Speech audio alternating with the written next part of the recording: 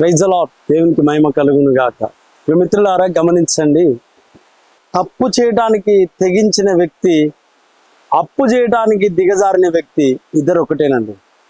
ఎందుకు అనంటే తెలిసి తప్పు చేస్తే శిక్ష ఉంది, తెలియక తప్పు చేస్తే శిక్ష లేదు. అప్పు కూడా అవసరం కొరకు చేయాలి కానీ అనవసరం కొరకు చేయకూడదు. ఈ రోజుల్లో చాలా దిక్కులు మీరు చూడండి, రూపాయి లేకుండా ఏంది జీరో పేమెంట్, అది బైకు కానీ అది ఇంకేదైనప్పటికైనా ప్రతిది కూడా జీరో పేమెంట్ తీసుకొస్తున్నారు. ఈఎంఐలను పెట్టేసి ప్రతి మనిషి కూడా, ప్రతి వాడు కూడా ఈ లోకమంతా ఎక్కడున్నారు తెలుసా? ఈఎంఐలో చిక్కుపడిపోయారు, ఆ అమ్మాయి చేతిలో కీలు బొమ్మయ్యారు. ఈ రెండు విషయాలు గుర్తుపెట్టుకోండి.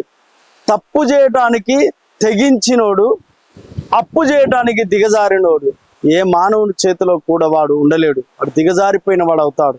కనుక నిన్ను నీవు సరి చేసుకొని ఇలా దిగజారిపోకుండా ముందుకెళ్ళాలని కోరుకుంటున్నాను.